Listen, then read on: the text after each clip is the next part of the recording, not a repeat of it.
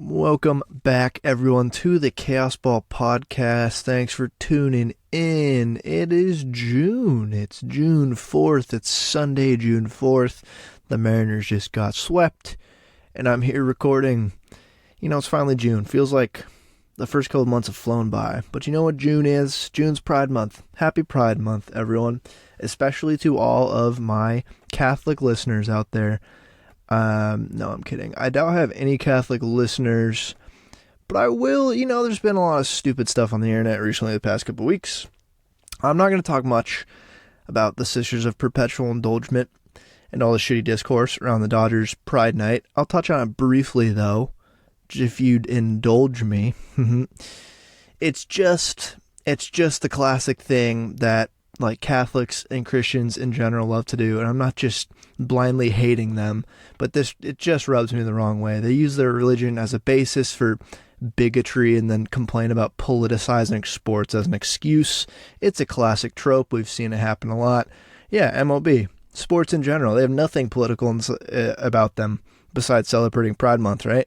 National anthem, you know, huge American flags, flyovers, military-themed jerseys and hats for all those holidays and stuff. Those aren't political.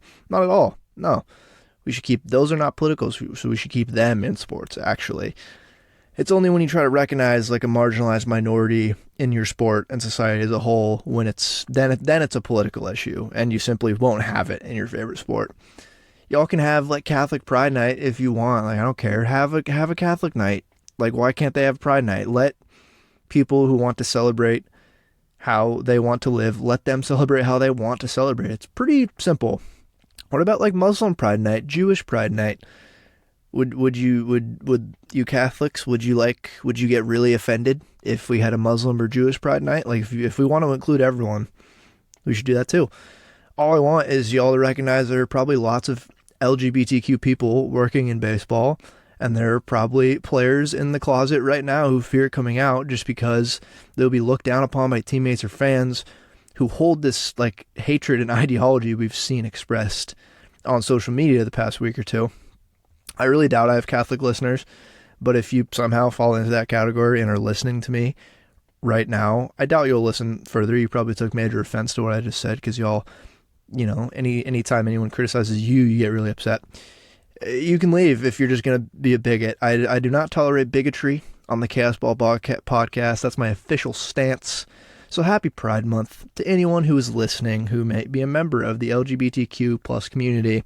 I'm proud to be an ally to those people. It's also, I'm done with the spiel, but it's also just really interesting that most of the opposition to this decision by the Dodgers, on Twitter at least, and when I say like the internet, 99% of the time I'm talking about Twitter, but most of the opposition has come from people with blue checks. Really interesting. Just great work, Elon. Great website. All right, now I'm done with that. I'm not talking anymore about that. That is the spiel. It's just tiresome at this point to have to continue to do that and say that to people online, but that's how it be. So now we can actually get into the podcast. And yes, it's June. It's Pride Month. Officially, we can start speculating about trades. Trade deadline within the next 2 months. Plenty of players will be traded. It's finally time to start speculating. I feel comfortable that we can harshly judge players by statistics now. No, I'm just kidding. I feel like June is the marker of, like, if your team's doing poorly, you're allowed to panic a little bit. If there's a player doing really poorly, I think you're allowed to panic. I think now is the time when you can start really taking stats to the bank and start really delving into, like, well, it's been, you know, we've had a full month of April, full month of May. That's 2 full months of baseball. It's about a third of the season, and now we can look at these stats, and they somewhat mean something. There's still a long way to go, but the Mariners are not doing amazing, so it's time to panic. It's time to burn it all down. No, I'm just kidding. I will. There's a lot of Mariners talk on this episode. It was a tough week. It was a tough week, but I will start with, of course, the baseball reference player of the week. It's actually 2 players this week, because it was a very long baseball reference player of the week segment last week in honor of Gil Hodges on the Memorial Day episode. There was a lot to Gil Hodges, and that one went on for a little while. And so I'm gonna give us a little a little reprieve. This is a real short baseball reference player of the week, and these two players, who are they real? Maybe, but they're on Baseball Reference, and it just came up in my. I sometimes in the dead of night I just look up fun words to see if there's players who've been named that. And two players today I've found with very interesting names who both have, it looks like, one game under their belt in Baseball Reference. And those players are Pool and Glass.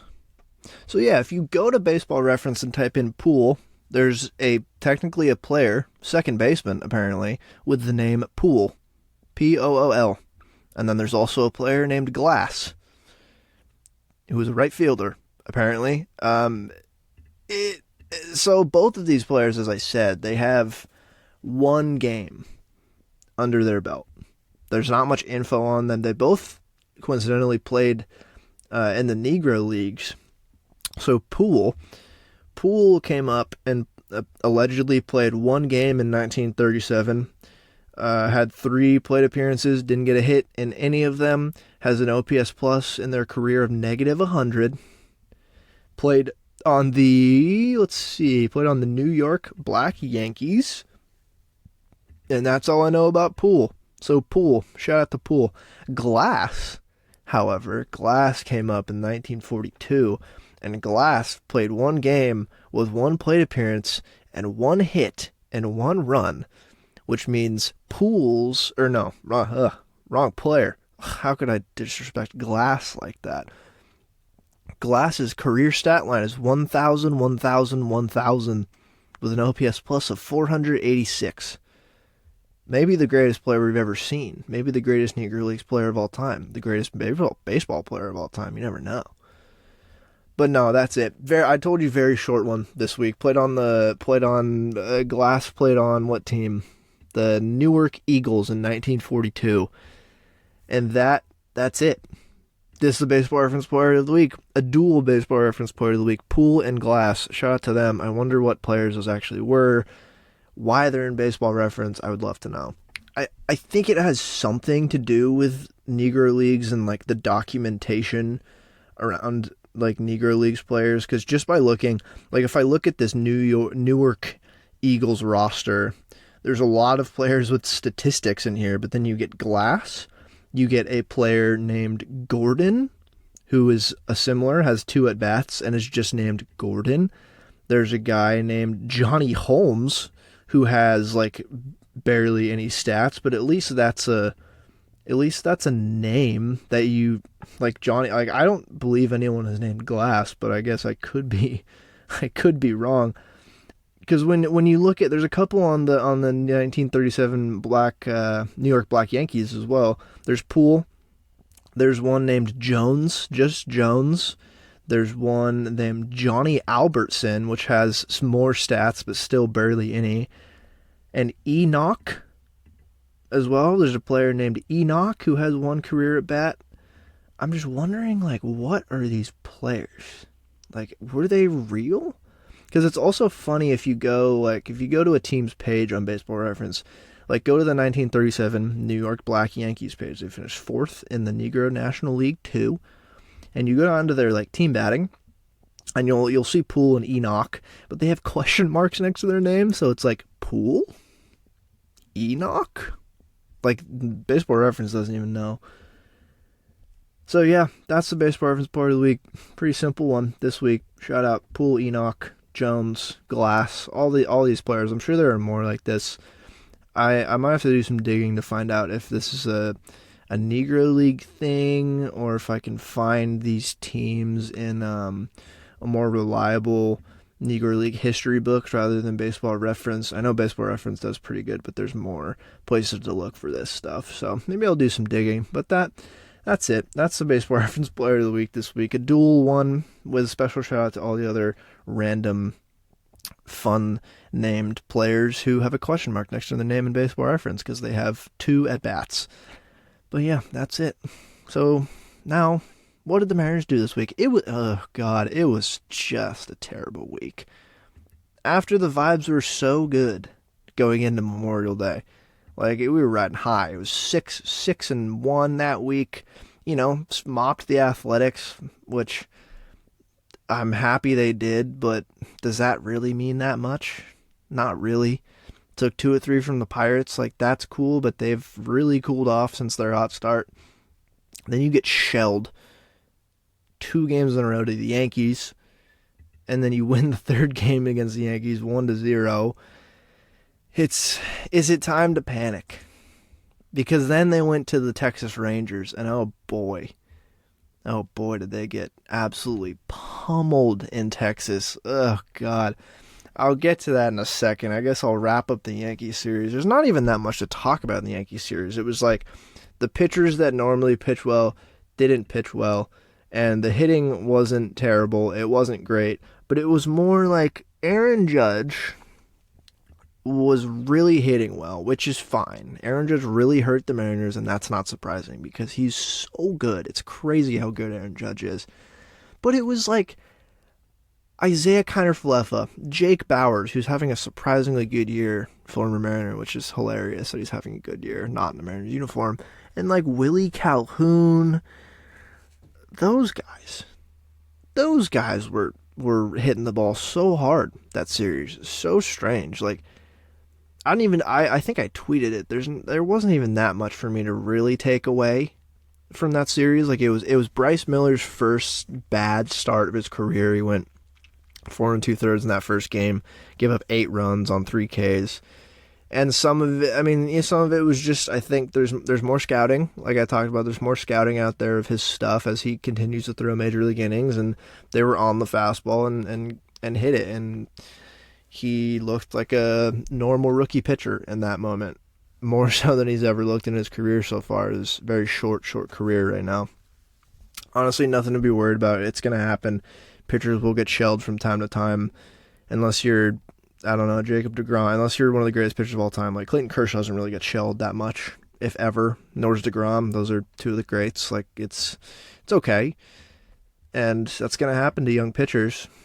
But it was weird, the nature of how it happened. I'll accept Judge going yard twice and robbing a home run. Sure. Why not? He's generational. But Willie Calhoun was contributing really well. Jake Bauers had a game, like, Higashioka hit really well in that game, IKF, and then you go to the next game on Tuesday, and Logan gets shelled, which is not like him, but they were really on his fastball as well. And it was more of the same. I mean, Judge hit another home run, but that was his only hit of the game. Like, Willie Calhoun went 2 for 5, IKF went 4 for 5. Volpe had a home run, like, Greg Allen hit a home run. Like, what? Greg Allen has, like, 9 career home runs. That was just the type of series it felt like. It was really nice to get the win on Wednesday against the Yankees. Felt like they kind of needed it, especially if we could have foreseen how things were going to go against the Rangers. They kind of needed to not lose 6 in a row, get swept twice. At least they won this one. And it was a game where I fully expected them to lose. It was the George Kirby gem. 8 innings, 3 hits, 7 Ks, no walks, no runs. Just an absolute gem from maybe our best pitcher, George Kirby. And it was 0-0, and it went to extras at 0-0, and it felt like one of those games where George Kirby spins another gem, and the offense does shit all, but luckily the Yankees' offense was blanked. Paul Sewell came in, and Justin Topa came in, and it was stressful.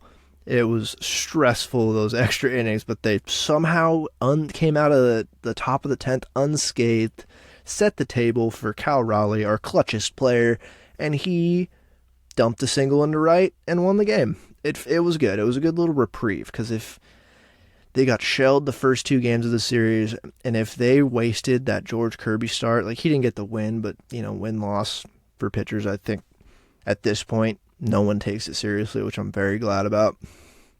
If they lost that game, it would have been bad. Oh, that would have been a classic Mariners loss.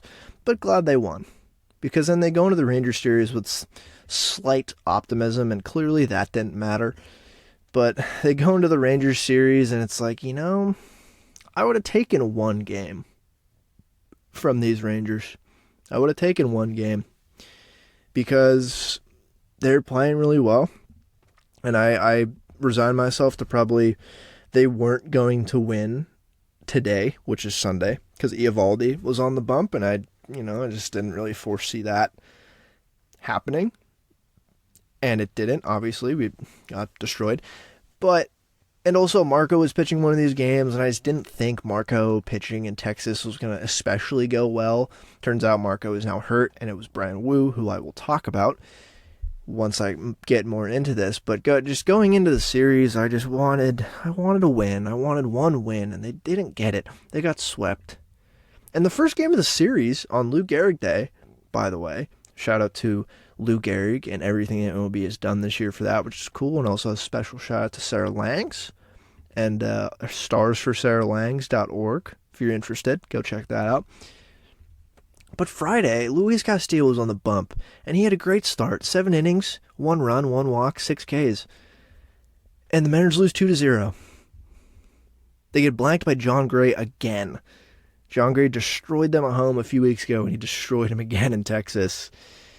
And the offense just looked limp. I think I tweeted that was just a limp loss. It was just a game where I felt like nothing happened. It was fun to watch Luis Castillo pitch, but it just, after the first few innings, it just felt like they weren't going to win, and they didn't. They got 3 hits the whole game.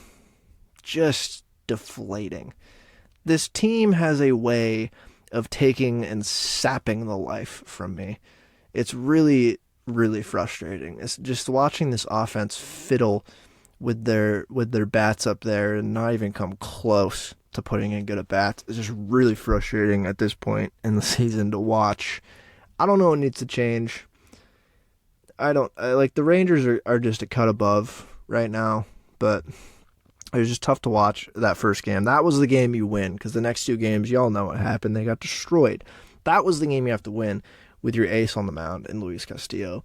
And he didn't even have a bad game. Sometimes, he has a bad game, but that was a good game, and he wasted it.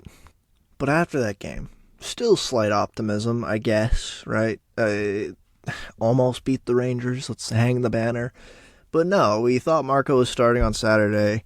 Got the word that he is going to the 15-day IL with strained left forearm, which is far from ideal. I really hope I doubt it's like a precautionary move to put him on the 15-day IL, but I hope it really is just strained left forearm and not Tommy John surgery. Kind of like Robbie Ray. I mean, he went to the IL, 15-day IL, and then it came out later he needed surgery for that flexor strain. I hope Marco can stay off of the 60-day and continue to pitch this year, because he hasn't been terrible for a 5th starter. I really think people's ideas of 5th starters are so warped for whatever reason. Like, he's a fine 5th starter. Again, at the end of the day, if the offense was better, I think people wouldn't hate on him as much, because I would say at least half the time he does give the team an opportunity to win. I mean, he's not going to go out there and be a Luis Castillo or George Kirby, whatever. It's a 5th starter, and what you can really ask for is going, 4 to 6 innings and giving up like 4 or less runs. Like, that is kind of 4 to 5 less runs. Your offense should be able to put up 5+ runs sometimes, and they simply do not. So I honestly think it makes him look worse. But we got the word that he's hurt, and they flew Bryan Woo to Texas. Bryan Woo makes his debut against Texas. And just a brutal team. Honestly, the worst team to have to make your debut against this year. Maybe the Rays. It's been the Rays and the Rangers. But the Rangers have been the best offense this season. And you can see why. I mean, it's actually insane to watch. It's really fun to watch. If I was a Rangers fan, it'd be awesome. Just killing teams. Absolutely murdering teams. It's not even fair. Like, it just looks easy for this entire offense. And Bryan Woo gets out there. 2 innings, 7 hits, 6 earned, 1 walk, 4 strikeouts. I mean, what did we really expect again? Like, for a rookie making his debut against the best offense in baseball in their home ballpark? Like, I think at this point, you take the good stuff that you saw, those 4 strikeouts. I wanted to see 2 as well. I like to look at the stat cast about his pitches, because You know his mix just from the minors and his velocity, but it's, the stats and stuff are not as reliable in the minors, and then you get all the StatCast data once they throw anything in the major leagues. So you take what you can from that. You take the 4 strikeouts in 2 innings, and you leave behind all the runs and the hits. I mean, those are meaningless in the grand scheme of things for Bryan Woo's career. And it wasn't like a failed start. I don't think anyone expected him to go in there and blank the Rangers. And it's not like the rest of the pitching staff did great either. Matt Festa had a great inning, and then Tyler Saucedo gave up 4 runs in 2 innings. Chris Flexen gave up 5 runs in 2 innings. Then Mike Ford came into the game, gave up a home run, but apparently pitched in college, which is pretty funny. So the debut of Bryan Woo didn't go amazing, but again, it's like it was a desperation thing. Maybe they could have just threw Flexen in that spot, but at this point, I don't think it harms Bryan Woo's development to get shelled by the Rangers in his first start, especially since this wasn't the ideal scenario of coming up and making your first start. Like, I'm pretty sure the Mariners probably told him, like, no, it's okay, forget about the start. We'll work on stuff. You'll get better. You won't face the Rangers in Texas every time you pitch. The low expectations probably did him good. I mean, he's probably frustrated, but you saw why he has good stuff. You've seen it. We've seen it in Double-A. Like, the fastball is his bread and butter pitch, and we've seen kind of why it plays with that arm angle. But his secondary stuff has come along. Like, the slider and the changeup looked fine. He was just kind of leaving them up in the zone. Like, the locations weren't amazing. And I think he'll have to rely on fastball location, because he sits mid-90s but can ramp that thing up to the high 90s. And that is what will put him ahead in counts. And then I think his slider and his changeup both grade out pretty equally as an out pitch. Maybe he'll have to find one that works better than the other. But I'm pretty confident in the pitching and the development here. It was a debut, but I don't know. I think his next start really will be his debut. I mean, they could have sent him out there for more than 2 innings too, and they probably were just like, no, saw what we need to saw. He got 2 innings. I guess, I don't know. I still probably think you could have done some patchwork bullpen day type deal instead of just throw Woo into the fire, but I think it's also a vote of confidence. Like, they believe in what he's done the past couple of years since coming back from Tommy John, and they believe in what they've developed, and their major league veteran pitchers also got shelled by the Rangers, so it's not like he was the only one who got hit really hard that series. So that was his debut. We'll take it into next week, and then really hopeful that Marco is not hurt long term, just for himself. I mean, he was pitching fine this year, but it's just the depth. Like, you need pitching depth if you want to go anywhere in baseball. Every team needs pitching depth, and every team needs more pitching depth. You can always think you have plenty of pitching depth until you don't, and then you don't. And I feel like we had plenty of pitching depth until Robbie Ray's out for the year, Marco's on the IL now, and now you have 2 rookie pitchers on the staff who, listen, they might be pretty good, but it gets thin after that. It sneaks up on you. Pitching depth in this day and age is so important. And I just really hope, for the team's sake and for Marco's sake, he's not out for more than a few weeks. I hope it really just is a strain, and it's just precautionary to give him a few weeks off and get back instead of a surgery that ends the season for him. So hoping that is okay. But this Rangers team is really good. Clearly an absolute tier or 2 above the Mariners at the moment in time. They're rolling. They're first in the AL West. They're 38-20. They are absolutely on fire right now. And they look it. Their offense is destroying teams. They don't have the stat in front of me, but they have so many wins by 10+ runs this year. Like, it's just June. It's the start of June, and their run differential is 152. The most in the league by a good margin. The Rays have 122. And then after that, the closest is the Dodgers with 58 and the Braves with 60.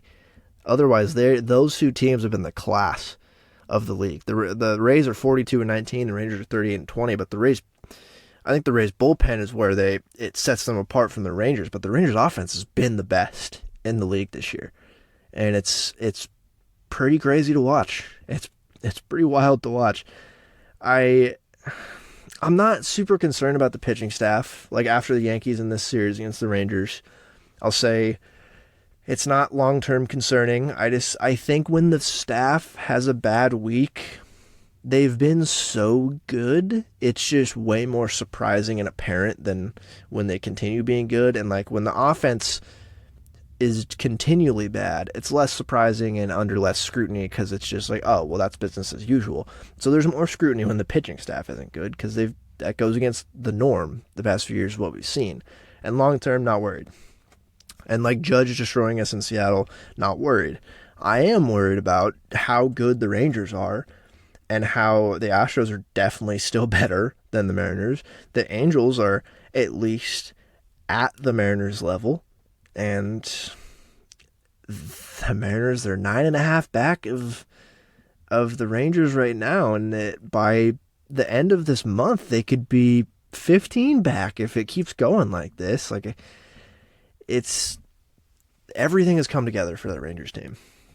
And like I said, clearly a cut above of the Mariners. And that was just an absolute shellacking we just took in Texas. And this Rangers team, why are they good? Why are they so good? The payroll Twitter was brought up again this weekend, and I don't really care for it. And there's just people split on both sides, and really it's fairly simple. It's multiple things can work at the same time, and sometimes you get lucky, sometimes you identify talent really well, whatever. Texas, the past few years, similar-ish spot to the Mariners, just in terms of the Mariners clearly were the better team than the Rangers the past couple of years, but similar in the kind of MLB-ready talent. Like, they had a lot more hitter MLB-ready talent, and the Mariners had some hitter and some great pitching talent. But totality of Major League-ready talent that was ready to come up in 2021, 2022, this year, next year even. The Rangers still have some guys in AA and AAA that, they could make their debuts this year with injuries and stuff. They still have prospects to make their debut, but both teams were coming up with a young core, and the Mariners were succeeding. And Texas, they heavily, I'll say, the Mariners and the Rangers were in the same spot, but again, similar-ish, where this was about the time when you start spending, and both teams did. The Mariners spent to get Robbie Ray. They've traded and extended Luis Castillo. They extended Julio. And they've made trades like Jerry DiPoto likes to do. He prefers trades than free agents. And some of those trades have not worked out. But Texas heavily invested in free agents the past few years. They anchored the middle infield, and both those signings have worked really well, Seager and Semien. And then this offseason, they rebuilt their whole pitching staff through free agents. And that's largely worked out really well as well. It's rare that it works out this well. Like, I think you can point, and I've done this on Twitter, but it's because it's harder to elaborate on Twitter rather than in this podcast form, where you can point to just like, hey, look, they spent a lot of money on free agents. That's why they're good. It's part of why they're good, which says something, because not all big free agents work out. But it helps when they do. And it's rare that they've all worked out this well. Seager and Semien were great signings at the time, and they've worked out that way. They've been very good, but sometimes, and I'm not saying Trey Turner is a disappointment, but he's having such a down year after accepting the huge contract he got this offseason. Sometimes it doesn't work out. Maybe Trey Turner picks it up in the latter half of this year or next year, but not all big free agent signings work. But when you take a swing and it does work, this is how it can go. So Seager and Semien, great signings at the time, and they've worked out really well. And Eovaldi, John Gray, DeGrom even looks great and is hurt, but that's not surprising. Eovaldi's been a Cy Young level pitcher. Those and Andrew Heaney's been fine. They have worked out largely this year. Their revamp of their pitching staff through free agency. But then you get into why they've been this good. It's partly that those big name, big money free agents have been performing similar or, above average like you expect. And basically every position player on their team has taken a step forward this year. And it's crazy. Like, I don't think I've ever seen an offense turn it on at this level and have all of their younger players taking pretty big steps forward. So you can't just point to the free agency signings and say, well, if the Mariners invested like this, they would be this good. Maybe. They would probably be better unless they completely flopped on those free agent signings. I do think the Mariners, again, would be a better team with more aggressive investment in free agency the past couple of years, and I've said that a lot. But the Rangers have been the best offense in baseball this year, partly through that, but also clearly with great development and coaching of their young hitters. Like, it's wild to go down the line in their lineup and look at their comparisons from the last couple of years and just see all of the young players taking a significant step forward on offense. Like Nathaniel Lowe looked good last year, looks good again this year. Adolis Garcia looked great this year. Completely cut down on the strikeouts from the last couple of years. Barreling the ball really well. Looks amazing. Josh Young, one of the favorites to win Rookie of the Year going into this year. He's performed very well, up to his prospect pedigree. Jonah Heim, taking a significant step this year and has honestly probably been the second best catcher in the American League behind Adley Rutschman. Who else has taken a step forward? I don't know. Like, Mitch Garver's hitting really well for some reason. Kyle Seager and Corey... Whoa. I just said Kyle Seager. It's because I tweeted about him this weekend. Corey Seager and Marcus Semien, like I said, have been great. They've gotten fantastic performances from Leody Taveras in center field.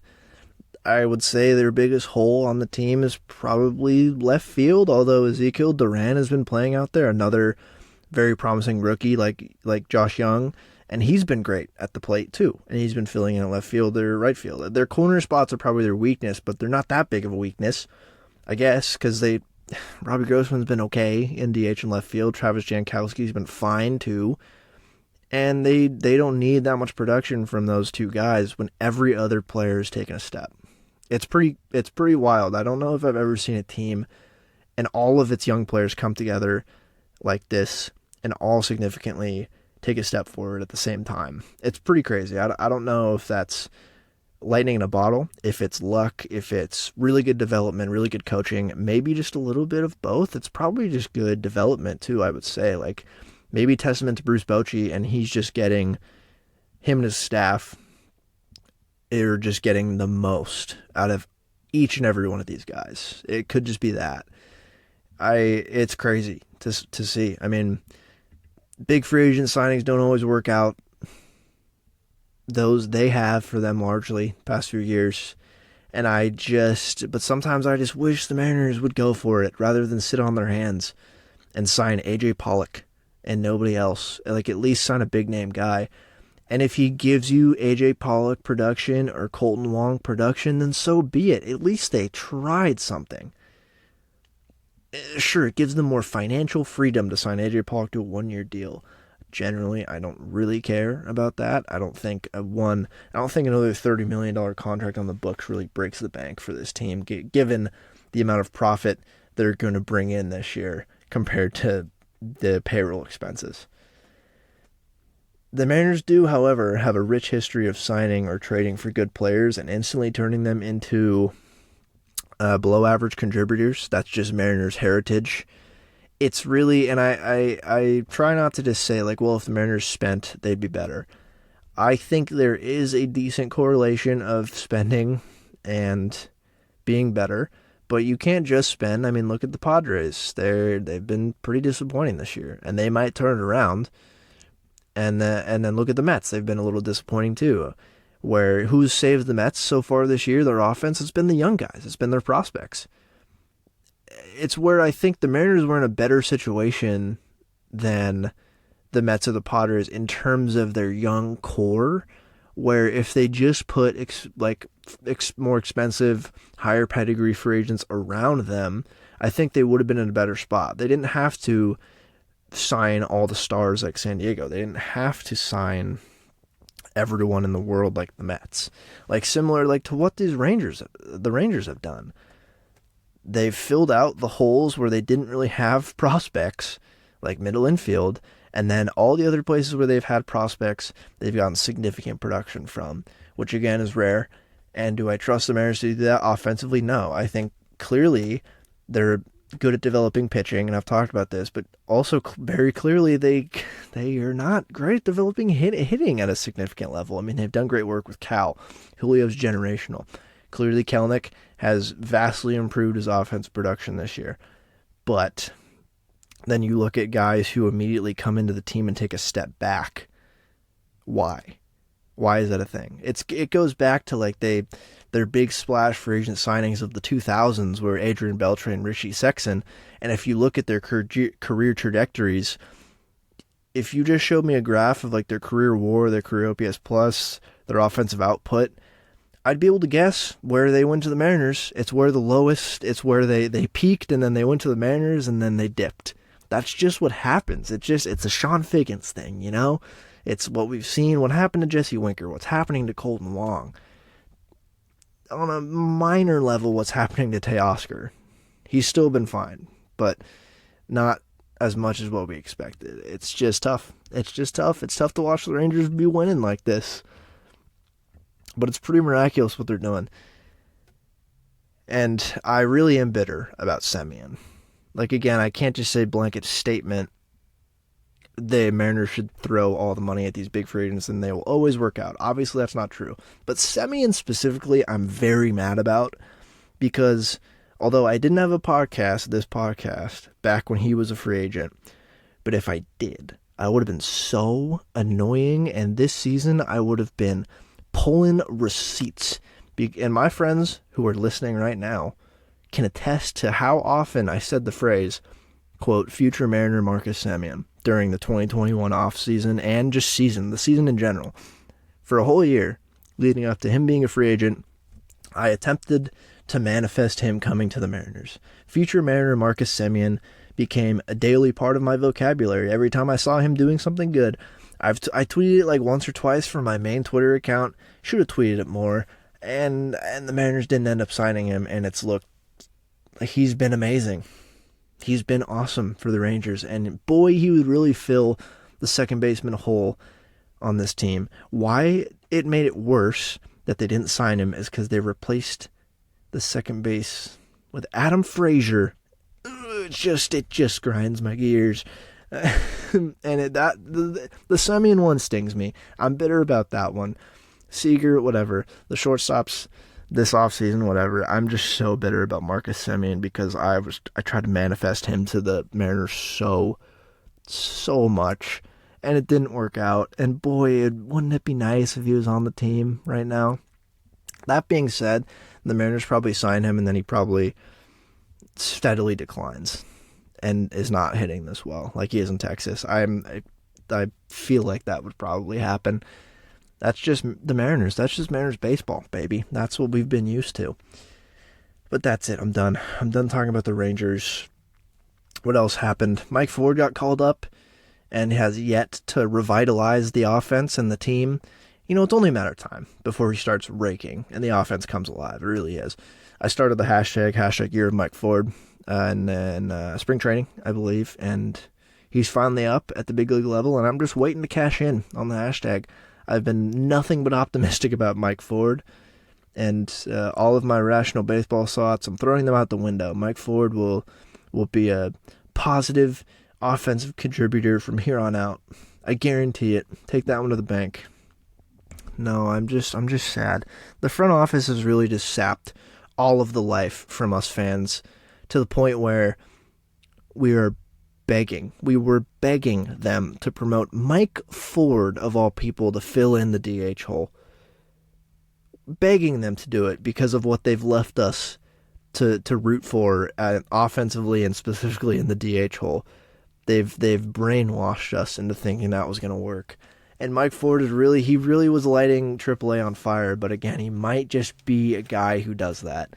There's plenty of players who have hit really well at AAA and just don't quite stick at the major league level.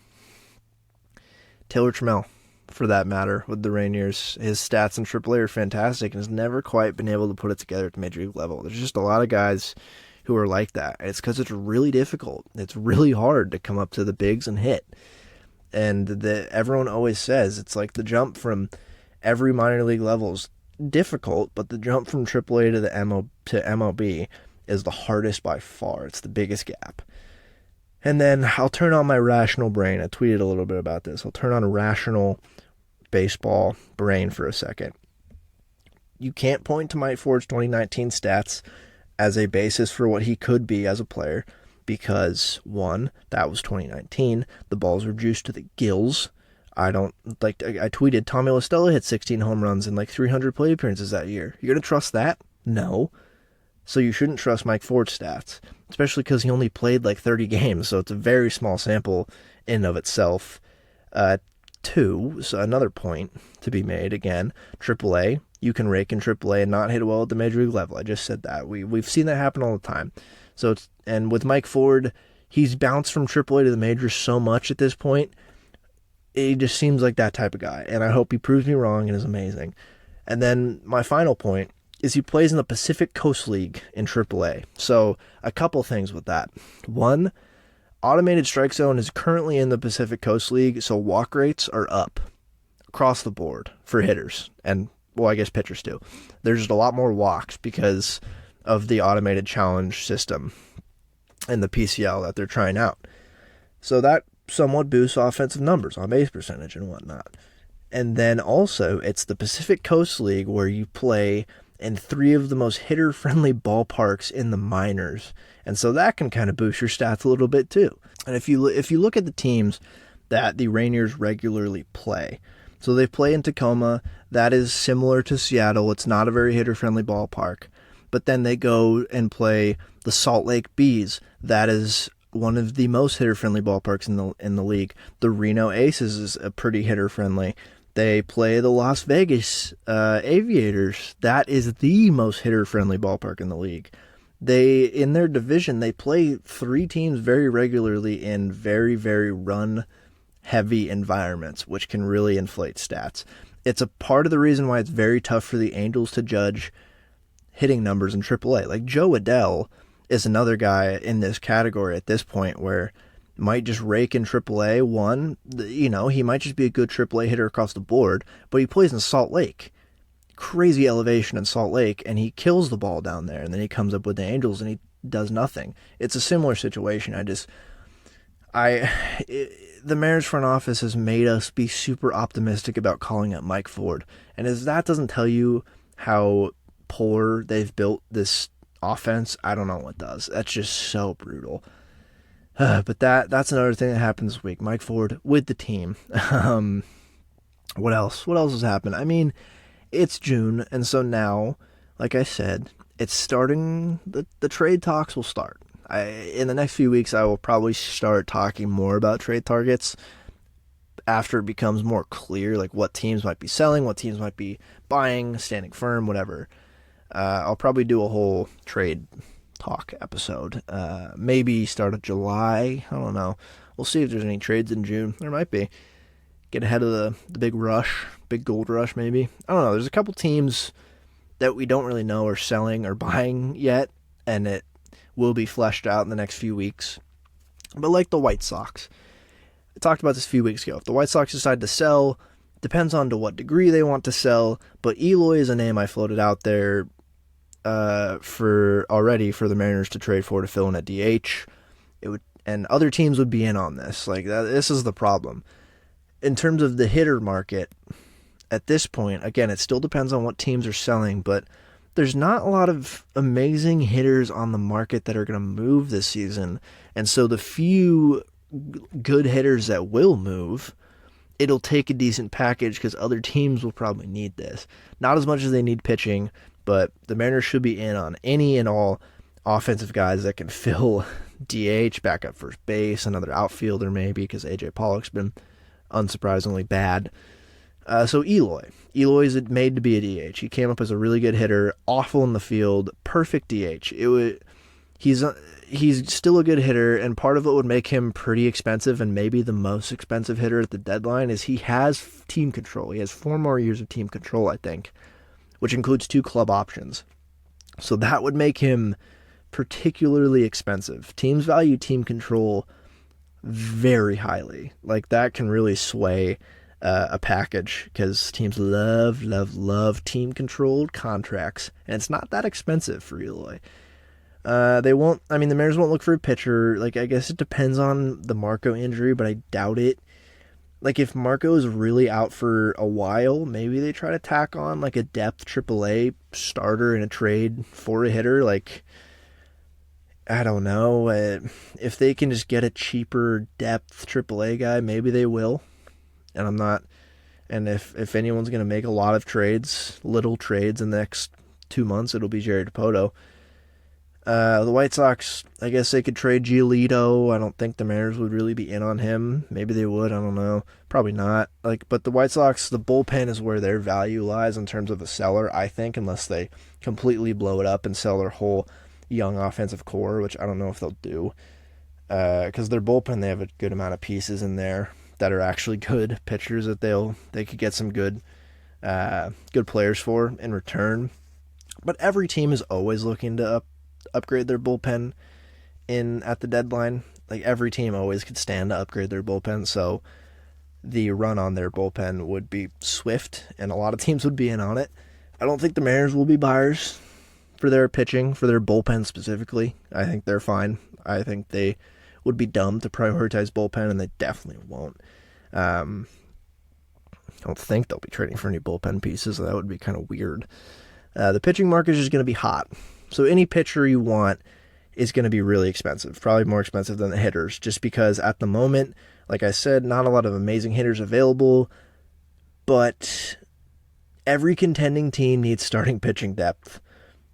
Every contending team, like I said earlier, they need the depth because even teams who might not be the least depthy, I'll say, which isn't a word, they still would probably want it, like we're seeing right now. It can get thin real quick. It can get thin really quick. It's just so valuable in today's game to have starting pitching depth if you want to make a deep run in the playoffs, or even just get enough wins in the regular season to win your division or make the playoffs. Pitching depth is key. It's key. So any trade for a starting pitcher, like, I don't know, like Stroman might be available, maybe, but I don't think so. I think he likes Chicago. I don't think he'll leave. Like, Giolito, I don't know. Like the Astros, they might have to find out a way to get another starting pitcher. They could really use it. The Rangers will probably be one of the teams that would go try to get any of the White Sox bullpen pieces. I don't know. There's a lot of stuff that could change between now and the deadline. Like, off the top of my head, I didn't prepare for this. I'm just off the top of my head, like Tyler O'Neill maybe might be available from the Cardinals at the deadline. Maybe the Reds infield potentially. Like, India has been floated around in trade talks, but I don't know if I would even trade them if I were him. It would probably take a really good offer to get him out of that team. But maybe they want to unload him. The M's would absolutely be on the short list of teams interested to get India. It's an interesting situation with the Reds, and maybe they just stand firm and wait and see what happens. And I am in the camp that they should just do that, because they're not going to win right now, and all of their young infielders are hitting really well, and I would just keep them. You can fit them all in if you want. I wouldn't rush to trade any of them. That being said, if they get an amazing offer for India, maybe they take it. But it's a unique situation with them because all their young dudes are delivering in a major way. Like, Spencer Steer's been good. Matt McClain's looked like a great shortstop. India's having a better season than he was last year. Like, Ellie De La Cruz. Oh, boy. I could not be higher on Ellie De La Cruz. I think he's going to be a star. He's destroying AAA, along with Encarnacion Strand down there in AAA as well, also hitting really well. And then they have Joey Votto coming back soon, too, so I don't know what they do there. Personally, I would probably play Steer at first and bench Votto at this point in his career, but I don't know if they really want to do that. Because you can keep India at second base. Matt McClain can also play second base, but he's looked great at shortstop. Like maybe Ellie can play third, and then Encarnacion Strand can DH or vice versa. They have options. They have a lot of options. Other teams, the Phillies could sell, which is crazy to say, but they could be like minor sellers at the deadline. I have to look at their contract situations to see what guys they might want to unload, but off the top, Aaron Nola, I know he's an expiring deal. He might get dealt. That Aaron Nola to the Astros, low-key, could be on the low. That could happen. He could be out of there. If contract talks aren't going great by the deadline, they would have to trade him or risk losing him for free. Who else? The Pirates could trade Santana. That'd be, trade him back to Seattle. Do it. The Mets could try to get off some of their veteran guys to make room for their young hitters who are like forcing their hand to give them playing time, because those have been the guys to kind of help this offense limp back into above average as their young guys. So maybe they try to get off some veterans with bigger contracts like Mark Canha. Vogelback has been pretty bad, but they can move him to make room for Beatty. Lots of dominoes could fall in the next month or two. And I think we'll get a clear view of like who's buying and selling at the start of July, probably, or even in the next few weeks. The real question is, and I'm wrapping up the show here, but the real question, when are the Mariners going to hit the 14-game win streak button? I'm waiting for it. They got to do it at some point if they want to contend. I don't know. There's a good team in here. And I don't think the team right now is bad. I think they're fine. I think the team is fine, and they're a 500 team-ish right now. On paper, that is. On paper, I also just think the team is better than their current output. I mean, there are big flaws still, but I just feel like they're not getting the best versions of anyone at the plate right now, except like maybe Kelnick. Like JP has been great. Ty and Julio have both looked pretty good after their slumps. But still, every game just feels like they're playing below where they could be playing. And I don't know, that could fall on the coaching staff, development, team, analysis in the front office, or just like the players themselves are just not hitting well or declining for whatever reason. It's just interesting. It's weird to watch. And one stat I'll leave you on is strikeouts. They've been striking out so much. And right now, they have 4 guys in the top 10 in the league in strikeouts right now. Teoscar leads the league in strikeouts with 80, and this might change after they update Baseball Reference for tomorrow. But Teoscar is right now first in strikeouts. Eugenio is 7th overall. Julio is 9th. Jared Kelnick is 10th in strikeouts. And if you look at strikeout rate, like K percentage, Teoscar's 5th, Jared is 7th, Eugenio's 23rd, Julio's 29th.